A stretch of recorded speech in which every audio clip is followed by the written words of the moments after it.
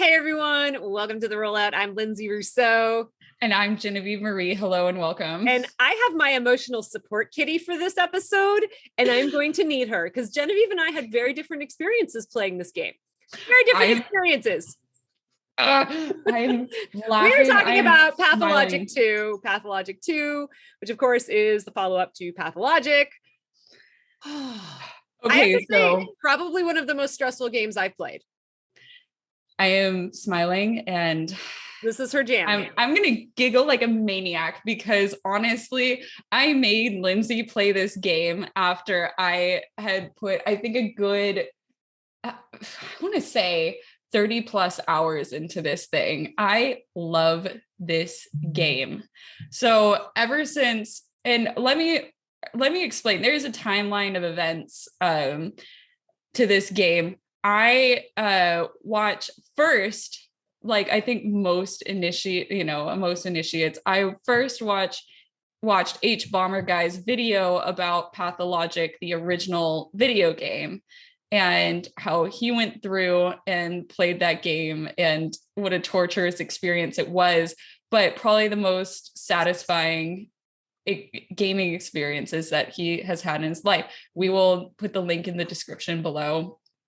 I'm sure most of you know who H Bomber Guy is. I don't think I need to tell you, but maybe you haven't seen that video, but that influenced me into playing Pathologic 2. I did exactly what he asked. I haven't played Patho 1 yet.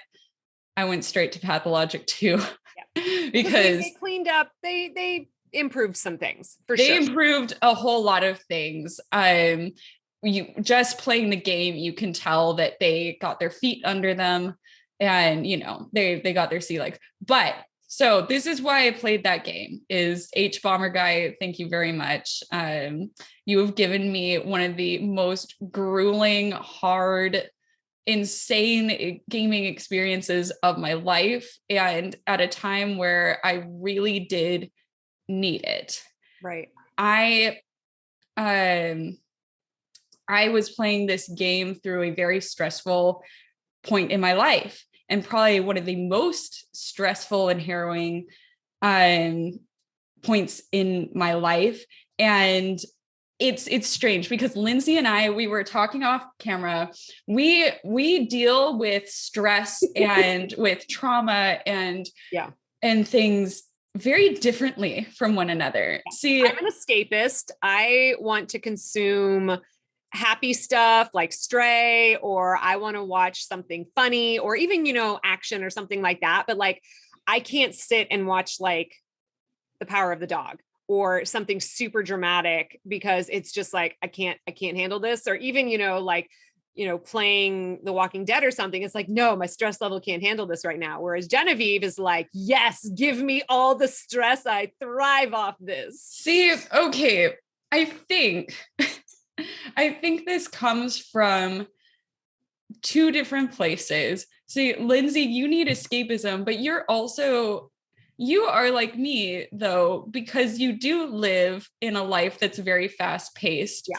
You do have like every other day or almost like literally every single day, you're doing something like your entire schedule is full. Yeah. I'm the same way. So it can't be the fact that we both work. It can't be the fact that I work in a fast-paced environment where I thrive on having like a laundry list of things to do every single day. Right. Well, and it's like, and I thrive off stress, like deadlines, because I used to be a journalist. It's like, I thrive under time constraints and when situations are stressful, like it energizes and motivates me. And maybe that's why, like when I do have downtime, which is not all that often, I kind of want to do the opposite of that. Maybe, I don't know. See, like, but me, I hunker down, like I lock into that need to perpetuate and to like, there's stress in the real world and in my life. And let's just play this video game that is extremely stressful, that is extremely traumatic in a lot of places, that like when you figure out the mystery, or when you start to figure out pieces of the mystery, you're just like, oh damn. And every single day, because Pathologic and Pathologic 2, it's a game that goes day by day. Right. You literally have like a timer. You have 12 days and 12 it's days. a timer. Yeah. Each day you have one day. Each day comprises of a day and a night. Mm-hmm. And both are on a timer, and both each day is like a certain number of hours. And as you progress through the game, the days and the nights get shorter. Right. So each single day isn't like on day one, because you don't have enough time. You don't have as much time as you did on day one as you do on day 7 or day 8. And arguably the tasks that you have to do on day 7, day 8, day 9 are a lot. They pile up a lot more, and their times, you know, most of them are time specific. Like certain tasks have to be accomplished at certain times of day, and if you don't do it, then it's gone. It doesn't. Then it's gone. Like, you cannot do it. You know. Right. So that's the thing. Some tasks can only be completed during the day, like your tasks at the hospital. Some tasks can only be completed at night, because certain merchants or characters, like the children, only meet at night. The merchants only meet, like the dead item shop merchant only meets at night. And then this game also is basically, I don't know why I'm obsessed with walking sims, but this game is definitely a walking sim. So much walking. But it's walking in the way that makes walking incredibly stressful and interesting. It's walking that's very engaging, because this character, like, there is a run function, but you would be absolutely stupid to use it. Oh yeah, because immediately your thirst and everything pops up and is like, oh, you're about to run out. Right. Okay. So let's go back to the beginning. I played this game because H Bomber Guy suggested it to me. I held off playing this game until I hit probably what was the most stressful point, the most traumatic and awful point in my life.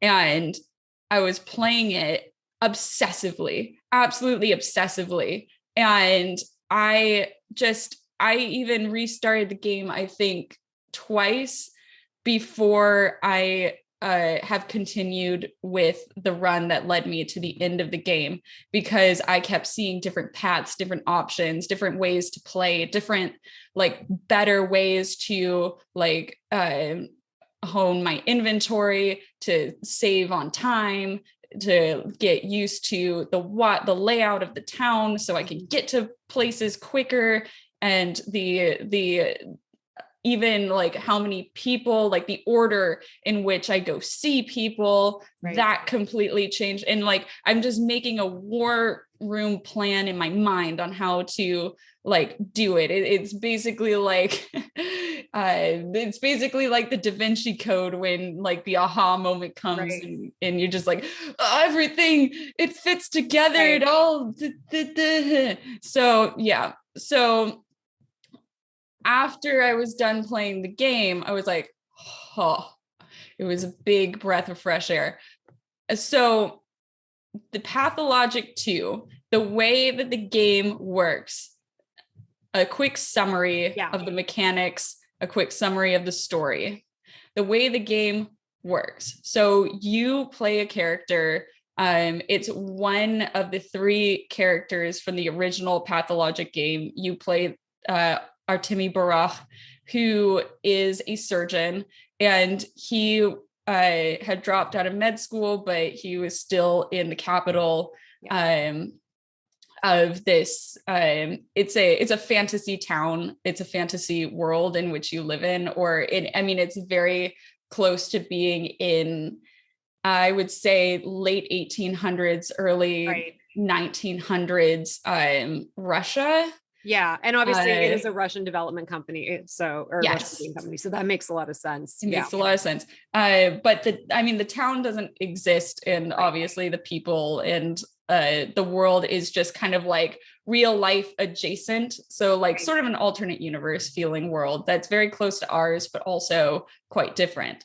Right. So you play Artemi Bara, who gets summoned by his father to come back to the town, his hometown, because he's worried that something is about to happen and he really needs his son to be there. So you spend the first, like the tutorial part of the game on a train. Right. And also there's a mysterious virus, which, right. But you don't know that. Right. You don't know that until you make it to the town. So day one, you get there and you get off the train and you immediately get jumped by like 4 people. Yep. And they stab you. Yep. And then they all die. All hell breaks loose. You get off the train, they stab you, you get the upper hand on them, you kill them, and then you're basically bleeding out. Your health is down, your stamina is down, which reminds me that the gameplay, the mechanics of this game is that there is at least, I want to say like 7 health bars that you have to monitor the whole time. So because not only are you trying to do this, kind of detective mystery type game, which in and of itself would be fascinating. Like I really was invested in the story and wanting to know more about it, but you can't pay attention to that at the exclusion of not dying. Yes. So it is very, very difficult to keep yourself alive. Also, because now the whole town hates you because they think you're a murderer. They also think you're a murderer.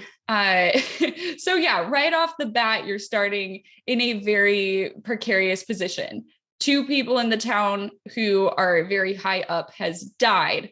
You only hear about the first one, which is the head of one of the 3 families that rule the town.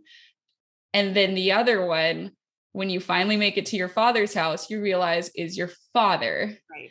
And as you go through notes and through the town, and while you're trying to figure out that, oh, I can starve to death, I can be, I can die of dehydration, I can die of exhaustion, I can die, I can die of this, that, or the other thing. All of these health bars that you have to monitor are constantly, slowly, sometimes quickly, if you decide to run like an idiot, because the run function is just there to fuck with you. Right.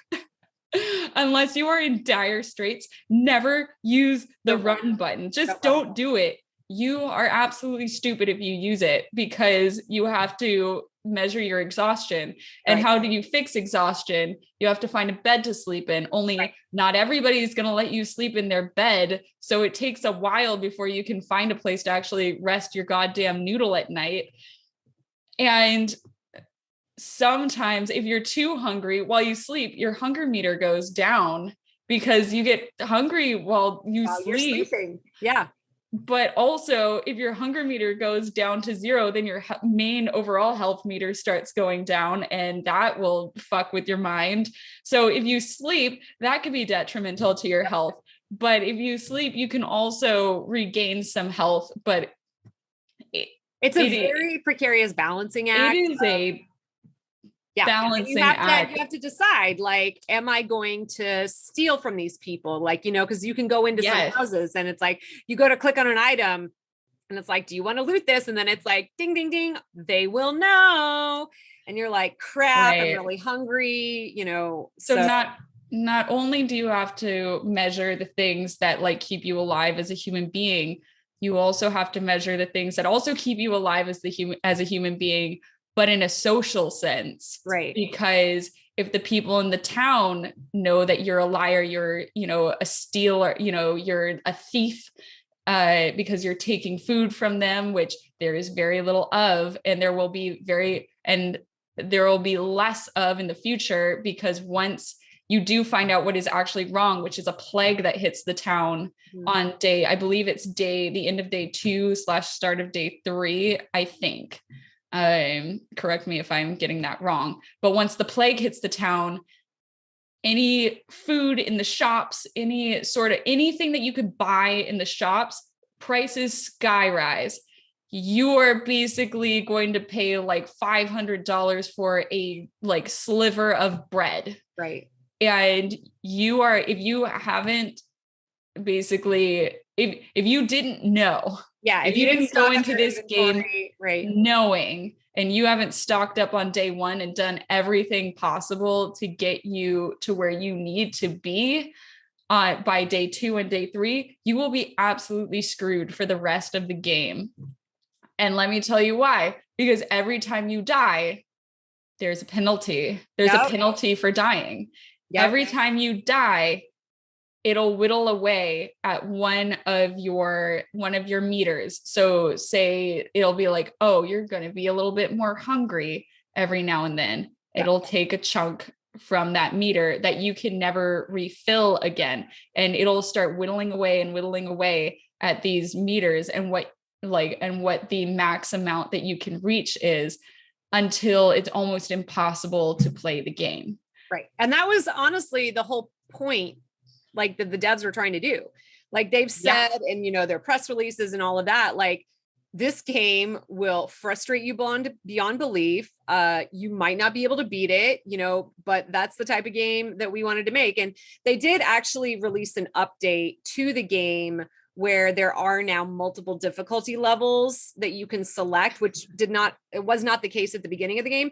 But even when you go to select the difficulty level, it's like, this is the one we tell you should play, you know, the most hard level. But they did add some lower difficulty levels. So if you do want to dive in and don't want to, you know, be totally masochistic, you can. I think there's two or three other lower levels you can select, but I will judge you though. She will judge you. I saw the highest difficulty level. I'm like, Imago, dude. Not even, and that's where it starts. It's like you have to go and move it to select the lower ones, but you will die. You will die quite frequently. Well, maybe not quite frequently, but the whole point of the game is like you are going to die at some point and multiple points, and that's just how this game works. You will die at multiple points. There are muggers in the street. There are people throwing fucking fire at you for no fucking reason. The dialogue trees in Pathologic too. So, and here's the thing, is that you cannot do every quest and every mission given to you for each day. You have to pick and choose. So this world is manufactured scarcity at its finest, because you have to choose between sleep and health. You have to choose between what you do during the day as far as missions. You have to choose between who you save and who you leave to die. You have to choose between your own life, your own death. And sometimes, most of the time, the majority of the time, all of these things are not your choice. Right. These things that are awful, they happen to you, just like in real life. Awful things just happen. Most of the time, you do not invite this shit onto yourself. It is not, you're not in control. Yeah. I think this game, and the reason why I was so obsessed with it, it mimics life. So it mimics aspects of life. I'm not going to sit here and pretend that life is all doom and gloom and we're all living through craziness. I mean, we are living through craziness, but I'm not going to pretend that it's all doom and gloom. But it mimics life in a way that is so astonishingly real and interesting. And yes, this game is painful, but in a way that is obsession worthy. I was play worthy. And like you said, you restarted the game multiple times. And I see yes, I did. A lot of people doing that. You know, it's like maybe they don't even make it through the game, you know, and they have to start over. Or like you, they decide they want to go a different route. They want to try other things, you know. So this, I will say, credit to the devs, this game has a lot of replay value. Oh yeah. Well, because it also has multiple endings too. Well, exactly. Yeah.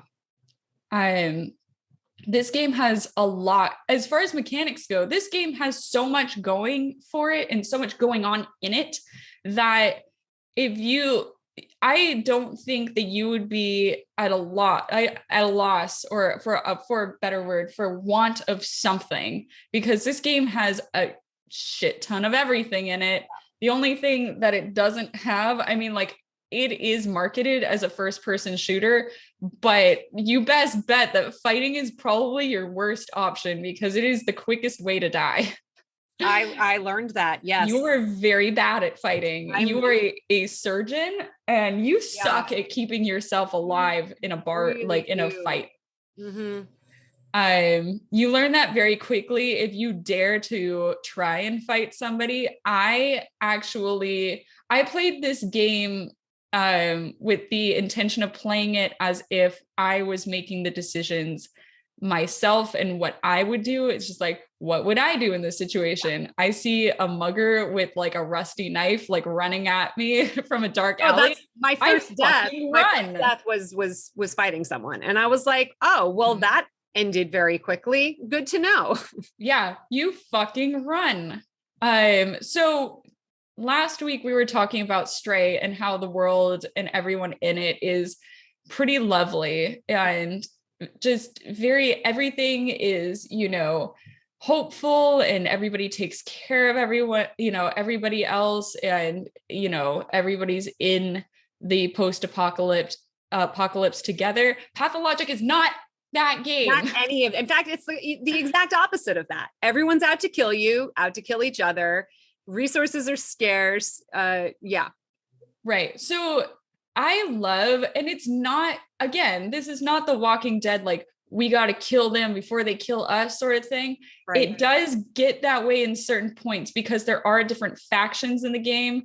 There are different sets of people in the game. Like is the steppe community, which is more so the like the native community in the world. And then you kind of have the colonizers, or the people that have moved in from the capital, who basically made the town that you grew up in. And then they use and they exploit the natives as their workers in their butcher factories, and in their factories and all of that.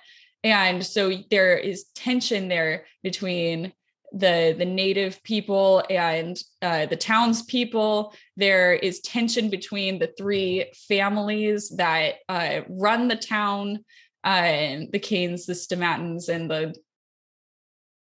I don't fucking remember who the other. It's been a while since I played this game, yeah. But there's tensions between them, and they're all playing you so that they can play off of one another and get what they want over what the other heads of the family want. So basically, you are a pawn in this game. H Bomber Guy said that this game is about disempowerment, and that is absolutely the truth of it, because you are not a hero, you are not a badass. Nope. The decisions that you make range from being like the best you could do in a shitty situation to morally reprehensible. Yeah. I mean, you can just kill innocent people on the street if you wanted to, and take their money, and take their food. If they have something that you want. Oh, also the game's mechanics are interesting because you're not just working on a money system. There is money in the game, but there's the barter system. But there's also the barter system. So there's an entire secret economic system. Oh, and also not only is there a barter system, there's a black market in which you can trade drugs and organs and like different like potions and things. Right. So there is an entire underground economic system that you can get things and get resources and food out of. However, the game never tells you that these things exist. You have to basically stumble upon them yourself. And then once you learn that they exist, then you have to learn how to best go about, like, what is good, what are good things to trade, what are things that I want to keep, what are other things that I can trade away, who can I trade with, who's the best people to trade with. And what do I have to do to get those things to trade with? Like you said, I could kill this person, harvest their organs, and steal their food and money, and go trade those organs. And yeah. And then get a huge hit because your reputation in the town will go down. And then every time you step into a certain district, people will come. It's just like regular people on the street will come after you and start like beating the shit out of you until you die. Right. So maybe that's when the run function actually has, purpose. But other than running away from people, don't use the run function. But yes, so this game really does mirror a lot of this game mirrors a lot of aspects of the worst parts of life. Yeah. And no surprise, it's Russian.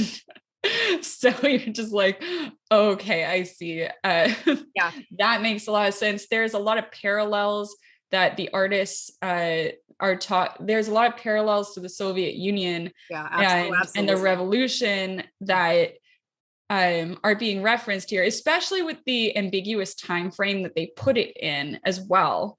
Like that late 1800s, early 1900s era. They're obviously referencing and making statements on the revolution, on Soviet Russia, and how things were a lot. The way, because like certain people get introduced, like the military comes to the town at some point, an inquisition comes to the town at some point, and you have these new characters that you have to make relationships with, either be it good or bad, who are putting pressure on the townsfolk, who are putting pressure on the leaders of the town. And it does feel very much like if you ever watched HBO's Chernobyl and you see how the Russian government and how whatchamacallit, I forget what their like version of the CIA is. The KGB. Yeah, the KGB, that's it. And you see how the KGB works in that show and in other, other things like it. It's very similar. There's a lot of mirroring in that. And so it's very interesting to play politics in this game as well. And to not only play, social politics of the town, but politics in the world of Pathologic at large, when people from outside of the town get involved, when actual government gets involved. Right. And because this is about a pandemic, which is very, very timely. This is about a pandemic. And so you get to see what corrupt governments, or governments who are misguided, who just want to have a chokehold on the situation, rather than doing the things that need to be actually done to curtail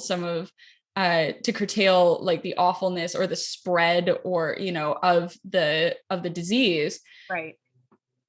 You get to see that at play. And then as a doctor of medicine, as a surgeon, and there are two other doctors in the town that you also have to that you have to try and work with. One, the Bachelor, who I fucking love.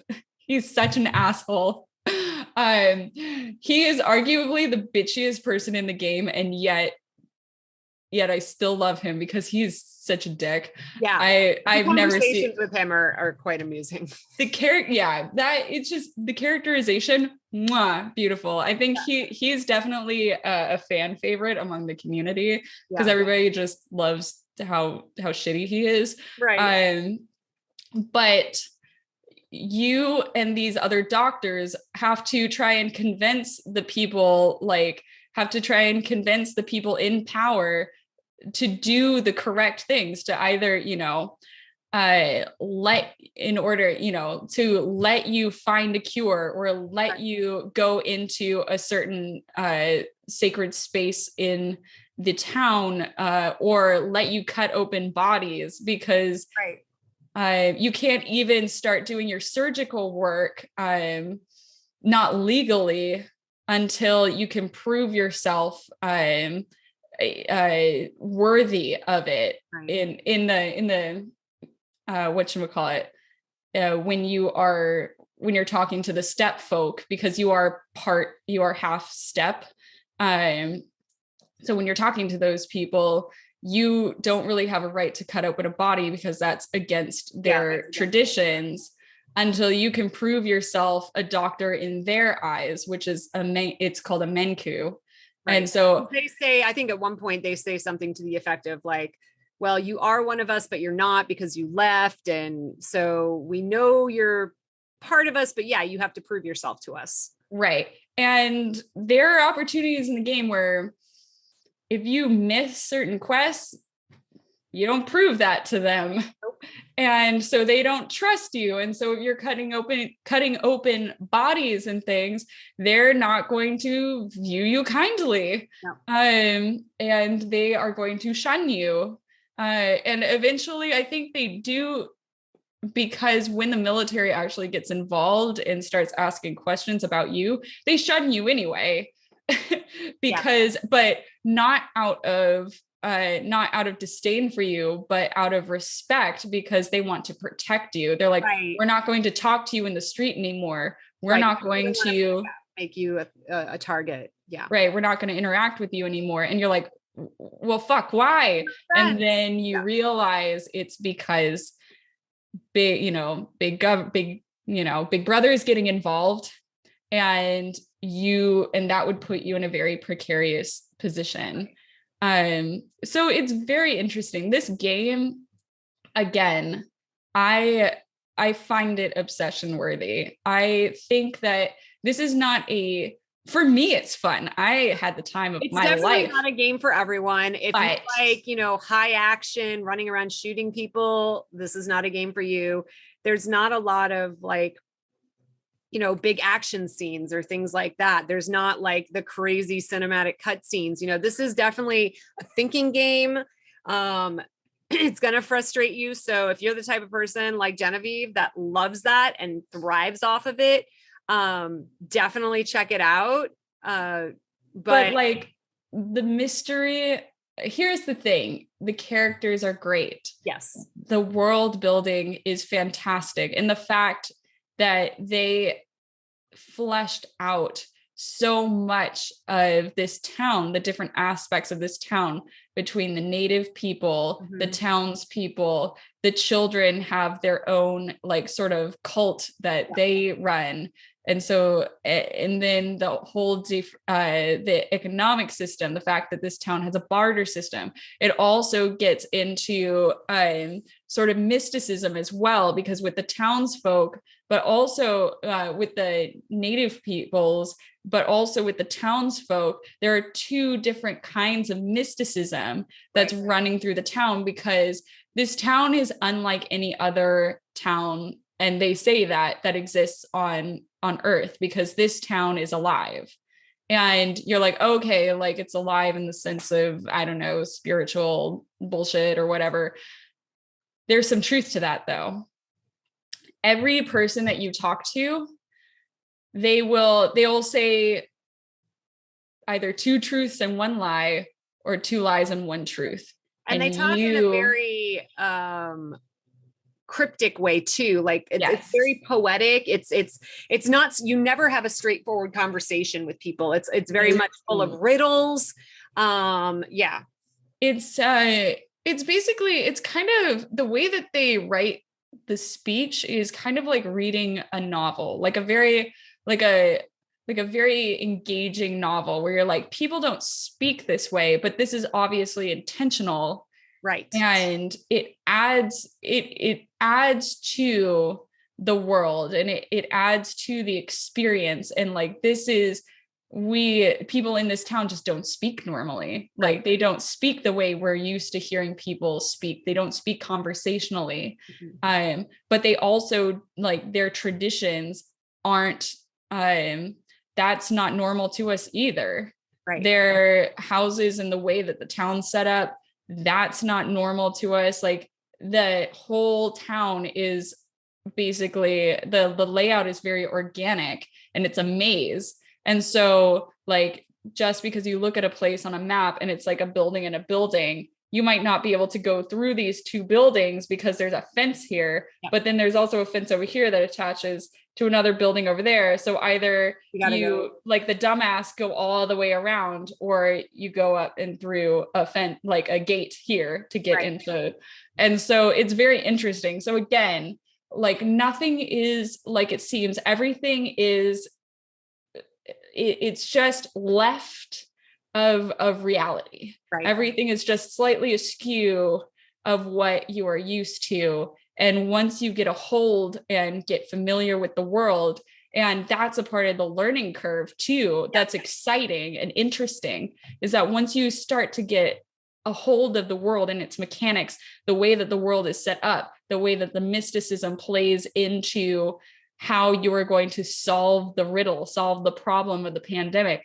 Very interesting, very engaging. Again, I cannot stress enough how deeply this game really helped me through a hard time. How going through this game felt like running the gauntlet, and it was just a real test of just survival, because that is what the game is about. It's about survival. It's about saving as many people as you can also along the way, not just you surviving the game, but also saving as many people as you can, which you're not going to be able to save everything. And I think that you're not going to be able to save everyone, but I think that is what makes it so close to reality, is that that you are going to have to cut out some things. You're going to have to make hard decisions. You're going to have to make hard decisions. I mean, it's basically Sophie's Choice, the fucking game, but like it's a Sophie's Choice every day and every night for 12 straight days that you're playing this game. And I really think that there's something cathartic in that, in knowing that, in realizing that your situation is in this game, it is in many ways hopeless and you're helpless, but that doesn't mean that you can't make it through. That doesn't mean that you can't get to the good ending or get to whatever ending that you are, shooting towards to get there. Even at its most hopeless, there is a way. There is a path that you can take. And unfortunately, it might not be the path that you wanted to take. It's not the hero's path. At one point, I know that they force you, even if you're trying. I mean, in the very beginning, they force you to kill somebody, even though that's not your player's actions. Like right when you get off the train, you kill those four people. And you kill them. And so I know a lot of people are mad at one specific part of the game, at one particular mission. It's a very contentious mission because it's on the route to the good path, that you actually have to kill a couple of people.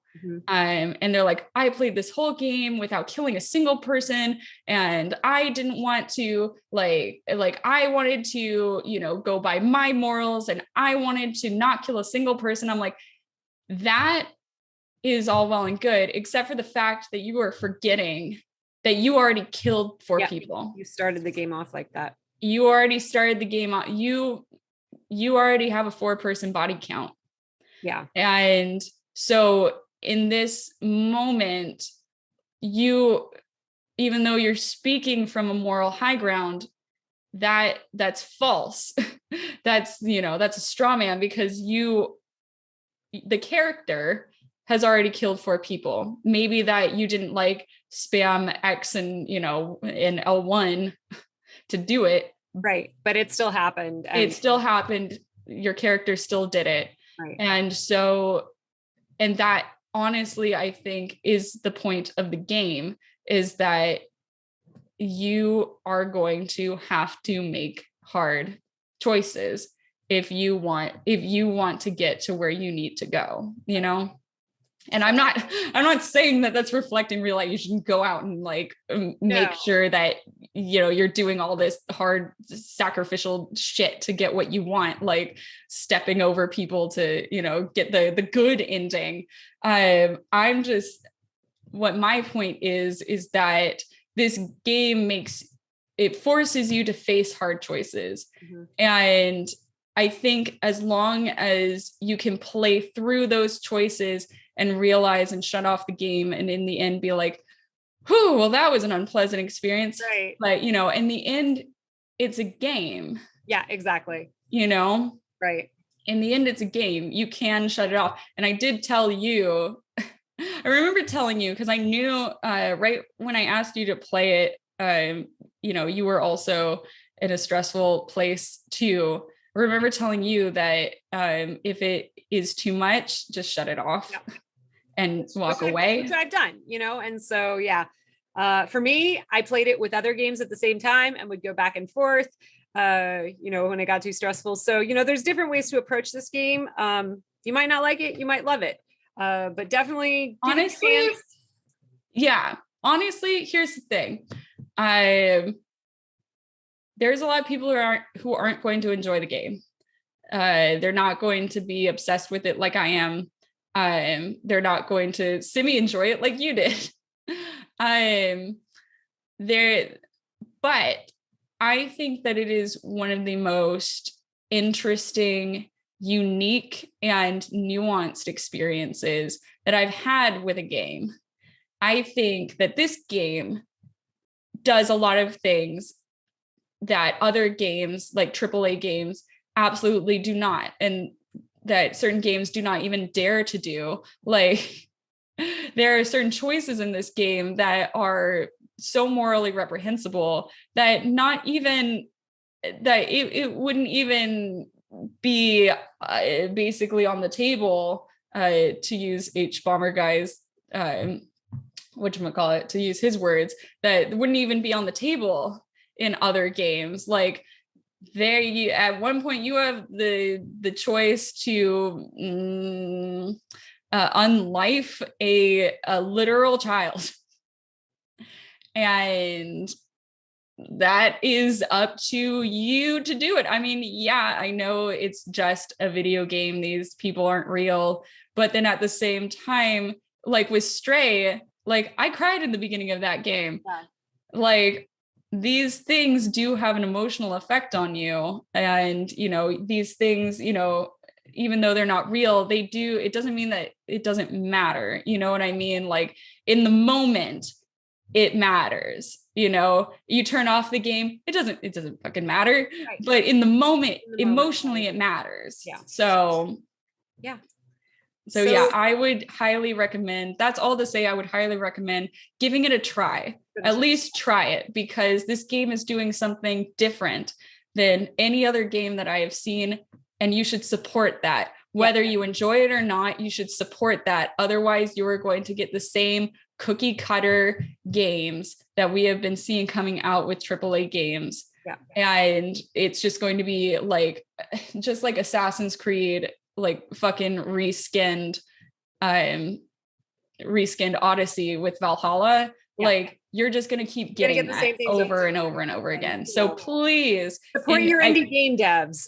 I think it's only $25, this game. Yeah, I think it's only $25. At least that was on PlayStation. You can play it on Steam too, right? Yeah. Right. Yeah. You can play it on Steam too. And also, fair warning, I have played this game for 30 plus hours.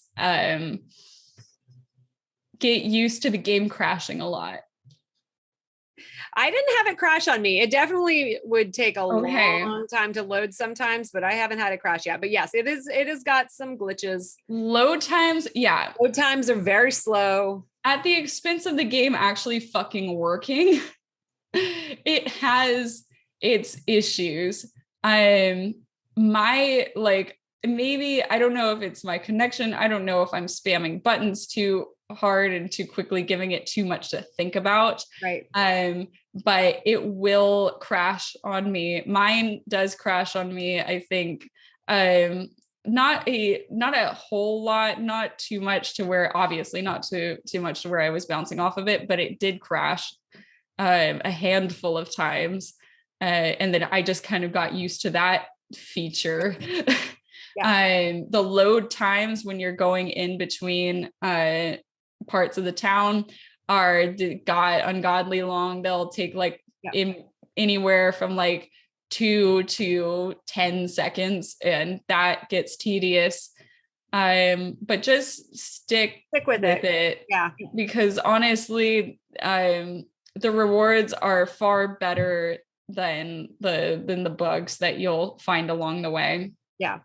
Oh, and a little hint, if you are being chased by a bad guy, all you have to do is run into any door and they'll disappear. Okay. They won't chase you into a door. That's good. Well, on that note, guys, those are our thoughts. If you've played the game, let us know your thoughts in the comments. We'd love to hear your take on this game as well. Right. All 5 of you who have played this game, let us know. Exactly. All right, guys, we are the Rollout, and we will geek with you next week. That was pretty good. There we go.